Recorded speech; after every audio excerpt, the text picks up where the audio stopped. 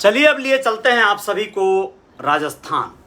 वहाँ से आप लोगों को कुछ खबरें ऐसी जो मुख्य समाचार की तरह मिल जाएंगी और फिर विस्तार से दो खबरों को बताएंगे जिनको सुनकर आप लोगों को लगेगा कि कुछ तो बात है, कुछ होना और चाहिए था। नमस्ते, मैं जय साहनी स्टार हूँ। रियल रिपोर्टर न्यूज का आपका पेज है, आप सभी का स्वागत है, अभिनंदन है। आप लोगों को बताना चाहेंगे कि बीच सड़क पर महिलाओं और युवतियों ने एक दूसरे को मारा थप्पड़। पानी को लेकर महिलाओं में जमकर हुआ लड़ाई। स्कूटी सवार लड़कियां निकलने लगी तो हुई मारपीट। आप लोगों को बताना चाहेंगे कि ये मामला है अलवर का। महिलाओं और युवतियों ने एक दूसरे के ऊपर जमकर थप्पड़ बरसाए हैं। लोग और पुलिस ने बीच बचाव कर उन्हें छुड़ाया। महिलाओं ने शहर के ज्योतिराव फूले सर्किल पर पानी की समस्या को लेकर जाम लगा रखा था। स्कूटी पर आई दोनों युवतियां जाम के बीच से निकलने लगी। इस मशक्कत में इसी बात को लेकर महिलाओं और युवतियों के बीच में लड़ाई हो गई थी। यह नहीं होना चाहिए था, लेकिन खैर यह जहां पे प्रोटेस्ट हो रहा हो वहां पर आपको इस तरह से कोई भी हो हल्ला या बीच में घुसना नहीं है, नहीं तो इस तरह के विवाद हो जाते हैं। दूसरा समाचार है कि पुलिस के सामने लड़की को लात घूंसों से पीटा गया। लड़की कर रही थी हंगामा, दो युवकों ने पीटा, गालियां दी। खड़ा देखता रहा कांस्टेबल, क्या करता, वो भी नहीं पीटा जाता।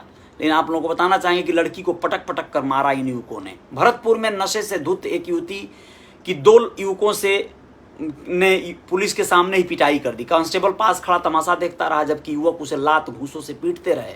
इसका वीडियो सामने आने के बाद पुलिस ने दोनों युवकों को गिरफ्तार कर लिया है। थाना अधिकारी बोले कांस्टेबल बचाव कर रहे थे, वहीं पुलिस ने युवती के खिलाफ भी मामला दर्ज किया है। होना ही चाहिए, इस तरह की युवती हो और खुद ही हंगामा बरपा दे, खुद ही भयंकर तांडव रूप ले ले, तो होना चाहिए उसके खिलाफ भी। कश्मीरी पंडितों का दर्द एक सुना रहा है व्यक्ति जोधपुर का।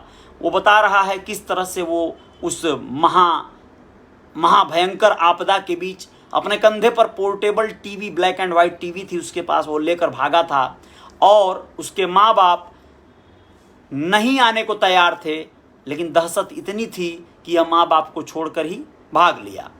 विवेक रंजन अग्निहोत्री की फिल्म कश्मीर फाइल जब आई है तो नए नए तमाम पत्ते खुलने लगे हैं। आप लोगों को बता दें कि ये तो खैर होना ही है, बहुत दुर्दशा हुई थी। यह बात उभर कर सामने आ रही है तो लोग अपना अपना एक्सपीरियंस साझा कर रहे हैं। आप लोग बताएं कि एक तांत्रिक पकड़ा गया है अजमेर में। वह महिलाओं से कहता था कपड़े उतारो, पूजा करना है। अब समझिए कि इस तरह का तांत्रिक जहां रहेंगे वहां क्या माहौल रहेगा। तंत्र मंत्र से भूत प्रेत भगाने का दावा कर युवती से रेप करने वाला ढोंगी तांत्रिक दिल्ली में टैक्सी चलाता था पहले। पुलिस गिरफ्त में आने के बाद से वो लगातार गुमराह कर रहा है। आरोपी न केवल अजमेर बल्कि देश भर में लोगों के घर में पहुंचकर अपना खेल खेला करता था। लोग बुलाते थे तो खेल रहा था। ये तो होना ही है, जब लोग जहां पर आस्था करेंगे तो रास्ता वहां से मिल जाएगा। अब आप लोगों को दूसरी बात बता दें कि विधानसभा बजट सत्र चल रहा है और वहां पर भी नेताओं की अपनी गहमा गहमी, नोक झोंक सब जारी है। सब अपने अपने तरीके से फाइट कर रहे हैं, कोई किसी पर कुछ आरोप, कोई किसी पर कुछ आरोप। लेकिन इन सब खबरों से ज़्यादा विशेष है ये जो मैं बता रहा हूँ आपको कि पति बच्चियों के सामने ही अश्लील हरकतें करता था और इस वजह से डिप्रेशन में आ गई थी पत्नी, अपने ही हाथों अपने सुहाग को मिटा दी। अब तक जो आप सुन रहे थे वो कुछ खास खबरें थी, लेकिन अब थोड़ी विस्तार से आ जाइए। आप लोग बताना चाहेंगे कि आरोप लगाया है पत्नी ने कि उसका पति उसके पति की अश्लील हरकतों से वो परेशान आ गई थी और फिर उसने सोचा था कि आत्महत्या कर लूँगी, लेकिन फिर अपनी दोनों बेटियों का मुंह देखकर फैसला बदल दिया, स्क्रिप्ट बदल दिया। उसने पति को ही मारने का फैसला कर लिया और इस तरह से वह एक दिन इस कांड तक पहुंची। मामला क्या है? मृतक जितेंद्र 30 साल की शादी 12 साल पहले दीपा 28 साल की महिला है उससे हुई थी। जितेंद्र की कस्बे में फ्रूट की दुकान है। दोनों की दो बेटियां हैं। दीपा ने बताया कि जितेंद्र शराब का आदी था। दीपा ने बताया कि वह उसे बुरी तरह से पीटता था, इसके बाद वह शारीरिक यातनाएं देता था। कई बार उसे टोका भी, लेकिन जितेंद्र अपनी हरकतों से बाज नहीं आता था। दीपा ने पुलिस को बताया कि वह कई बार अप्राकृतिक तरीके से दुष्कर्म किया करता था। आप लोगों को बताना चाहेंगे कि दीपा ने बताया कि 21 मार्च की रात भी जितेंद्र शराब के नशे में आया। घर में आते ही मारपीट शुरू कर दिया। इसके बाद वह हैवानियत पर उतर आया और गंदी गंदी हरकतें करने लगा।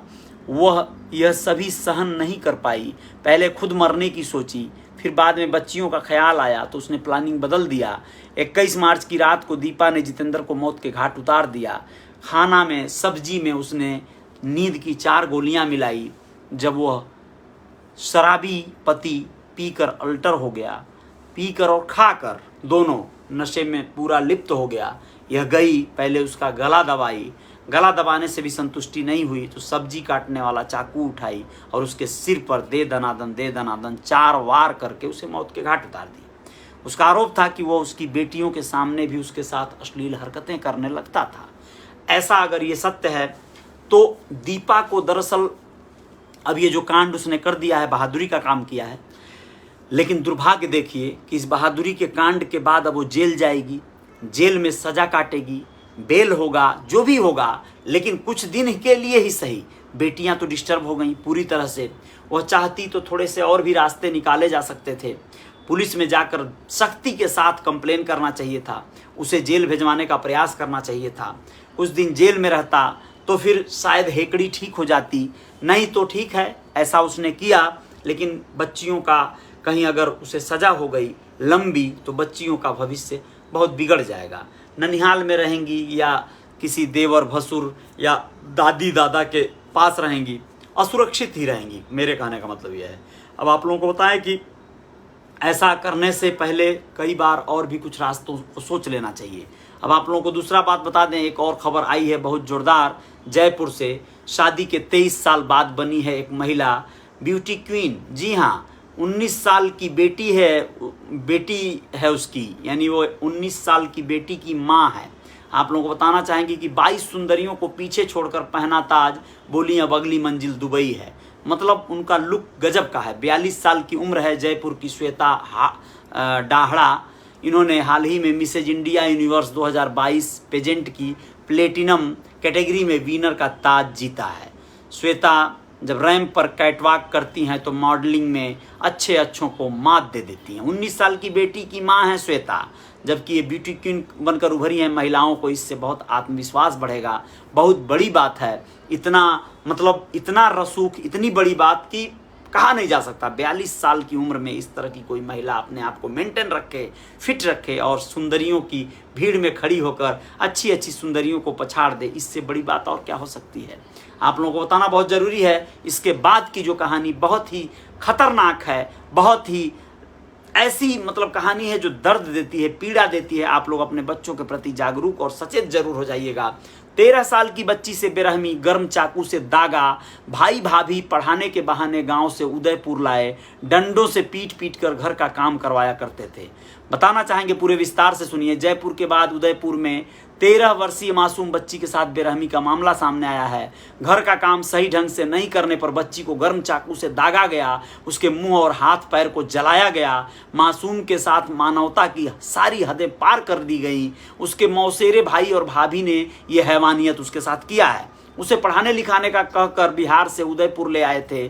चूंकि वो एक गरीब माँ बाप की बेटी है, उसके माँ बाप मजदूरी करते हैं, 5 या 6 भाई बहन हैं वो लोग।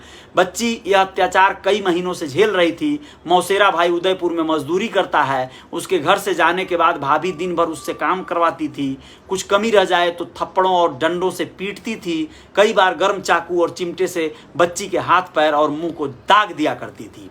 बच्ची से इस बारे में पूछे जाने पर वो डरी सहमी थी, कुछ बोल नहीं पाई। उसे न तो परिजनों से बात करने दिया जाता था और न ही आसपास के किसी लोगों से बात करने दिया जाता था। किसी पड़ोसी से इस बच्ची की जानकारी मिली तो मामला बाल कल्याण समिति तक पहुंचा। चाइल्ड लाइन और सबीना पुलिस की टीम बच्ची के पास रोशन नगर में उसके घर पहुंची। बच्ची से बात कर उसे शेल्टर होम भेज दिया गया। बाल कल्याण समिति अध्यक्ष ध्रुव कुमार कविया ने बताया कि बच्ची 2 साल से यहाँ रह रही थी। बच्ची के भाई को सब पता था मगर वो अनजान बना रहा। वह भी बिहार का रहने वाला है और असम की एक युवती से शादी किया है।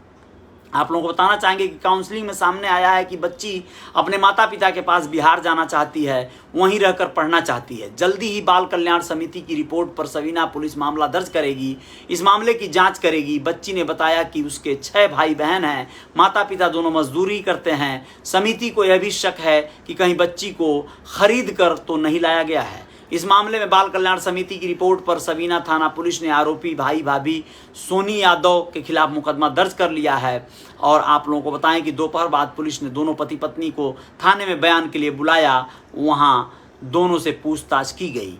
भाभी हाथ जोड़कर खड़ी हो गई, माफी मांगती रही, लेकिन क्या पुलिस इससे उसे बख्श देगी? उन लोगों को सजा मिलना चाहिए। क्या सजा होनी चाहिए आप लोग भी जरूर बताइएगा। बहुत बहुत धन्यवाद। जय जयकार जारी रहेगी। रियल रिपोर्टर न्यूज का आपका पेज है और मेरा यूट्यूब चैनल है रियल रिपोर्टर न्यूज स्टार, उसको भी फॉलो, उसको भी सब्सक्राइब कर सकते हैं आप, बेल आइकॉन प्रेस कर सकते हैं। जय जयकार जारी। जय हिंद, जय भारत। शुक्रिया। रमेश साहनी धन्यवाद आपका, बहुत बहुत आभार, बहुत बहुत शुक्रिया। और कृष्णा कुमार जांगरा जी शुक्रिया आपका। JN पांडे जी आभार आपका। आदित्य श्रीवास्तव जी बहुत बहुत धन्यवाद। राम नवल निषाद शुक्रिया। बलराज मान जी शुक्रिया। सूरज निषाद धन्यवाद। और रणजीत कुमार जी शुक्रिया। और H नाथ निषाद, धर्म प्रभु निषाद धन्यवाद। संतोष यादव आभार। जयप्रकाश सैनी धन्यवाद आपका। फूलेन निषाद ख़त्म। जय निषाद राज नहीं लिखना है फूलेन जी। जय निषाद राज सतनु ने भी लिखा है, बिल्कुल नहीं चलेगा, ख़त्म। आप दोनों लोगों का आप लोग खुद ही अनब्लॉक कर लीजिए, मुझे मतलब अनफॉलो कर लीजिए, नहीं तो मैं आप लोगों को ब्लॉक करूंगा। सॉरी, धन्यवाद। आप लोग मुझे मत सम्मान दीजिएगा, मैं सम्मान का बहुत ज़्यादा आवश्यकता नहीं है। KP सिंह जी शुक्रिया आपका, धन्यवाद आपका। संतलाल निषाद धन्यवाद आपका। जय जयकार जारी रहेगी। धन्यवाद।